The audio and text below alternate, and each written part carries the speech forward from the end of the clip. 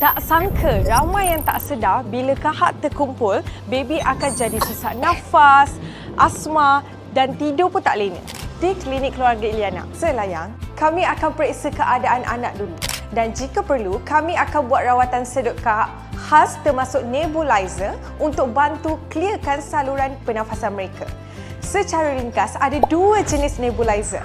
Satu untuk mencairkan kahak supaya lebih mudah keluar dan satu lagi untuk membantu membuka saluran pernafasan. Lepas rawatan, anak confirm terus lena. Jom dapatkan rawatan serendah RM80 di Klinik Keluarga Iliana.